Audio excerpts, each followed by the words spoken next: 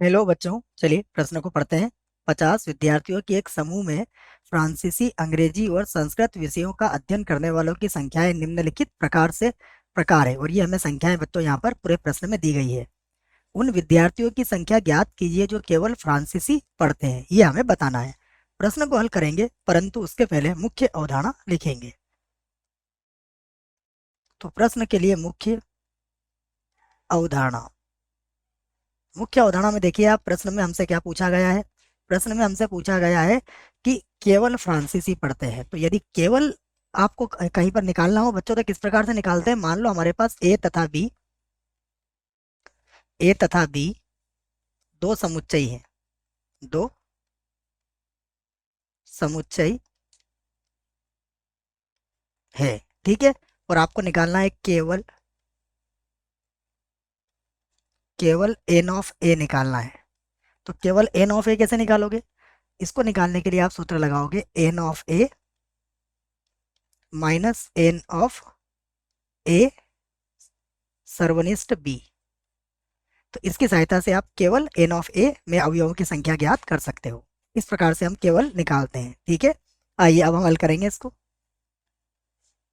यहां से लिख लेते हैं सबसे पहले कि माना माना फ्रांसीसी माना फ्रांसीसी फ्रांसीसी ठीक है बच्चों, ये फ्रांसीसी लिखा है, इसको पहले हटा देते हैं, नहीं तो ये भी लिख आ जाएगा। इसको हटा देते हैं, ठीक है। तो हमने क्या मान लिया है कि माना फ्रांसीसी कॉमा अंग्रेजी कॉमा अंग्रेजी तथा संस्कृत संस्कृत का अध्ययन करना का अध्ययन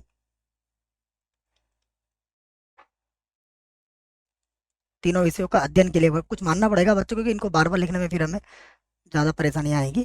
तो क्या मान लिया हमने कि माना फ्रांसीसी, अंग्रेजी तथा संस्कृत का अध्ययन अध्ययन करना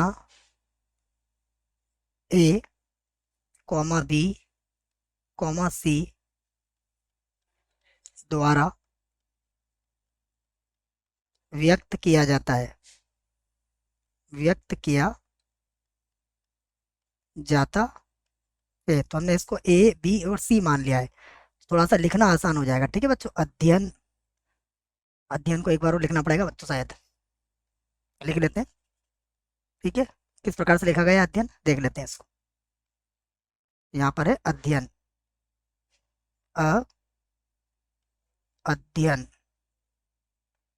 ठीक है। अब ठीक लिख दिया, ये अध्ययन भी लिख दिया हमने। अब आप देखिएगा, जो जो दिया गया है उसे लिख लेते हैं हम। सबसे पहले कहा गया है फ्रांसीसी, तो ये हो गया एन ऑफ ए बराबर कितना हो गया 17। अब आसान हो गया, देख लीजिए।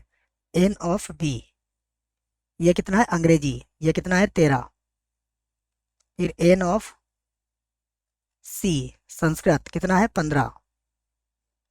उसके बाद एन ऑफ ए फ्रांसीसी और अंग्रेजी, तो फ्रांसीसी और अंग्रेजी अर्थात ए इंटरसेक्शन बी, ये कितना है 9। उसके बाद क्या बोला गया अंग्रेजी और संस्कृत, तो अंग्रेजी और संस्कृत तो बी इंटरसेक्शन सी हो जाएगा। बी इंटरसेक्शन या सर्वनिष्ठ सी, तो अंग्रेजी और संस्कृत कितने हैं 4। उसके बाद फ्रांसीसी और संस्कृत, तो फ्रांसीसी और संस्कृत अर्थात ए इंटरसेक्शन सी।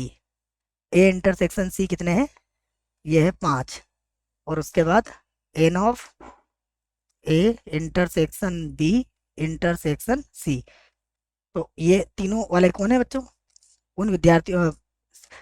फ्रांसीसी और अंग्रेजी वाले तो हमारे पास कितने हो गए, एक बार और पढ़ लेते हैं कौन से रह गए।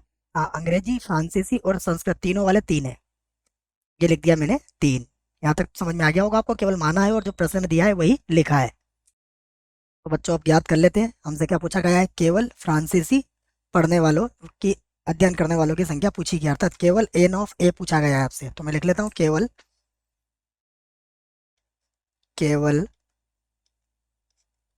एन ऑफ ए हमने किसको माना है? फ्रांसीसी पढ़ने वाले को। तो सबसे पहले क्या आ जाएगा? ये आ जाएगा फ्रांसीसी पढ़ने वाले सभी, उसमें से ऐसे विद्यार्थी जो फ्रांसीसी के साथ क्या पढ़ते हैं? जो फ्रांसीसी के साथ अंग्रेजी पढ़ते हैं, अर्थात n of A intersection B.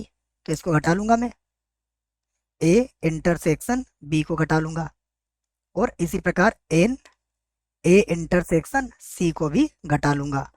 परंतु क्या हुआ बच्चों, इसमें जो तीनों पढ़ने वाले थे वो हमारे दोनों में घट गए बच्चों, इसलिए प्लस हो जाएगा n of A intersection B intersection C वाले।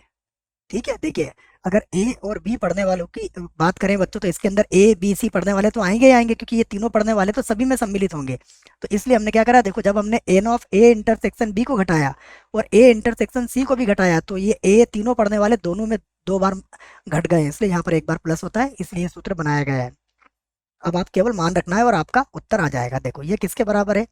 ये बराबर है 17 के, और ये बराबर है आपके 9 के, तो -9 लिख दिया आपने। फिर ए इंटरसेक्शन सी किसके बराबर है? 5 के, तो यहाँ पर लिख दिया आपने 5, और प्लस हो जाएगा। फिर ये किसके बराबर है? 3 के, तो यहाँ लिख दिया आपने 3। तो 17 और 3 कितना हो गया? 20, और 9 और 5 कितना होता है? 14। अब 20 में से 14 हम घटा सकते हैं, 20 में से 14 गए तो कितना बचेगा? ये बचेगा 6, और यही हमारे प्रश्न का क्या होगा? उत्तर भी होगा। मुझे आशा है बच्चों प्रश्न का उत्तर समझ में आया होगा। धन्यवाद।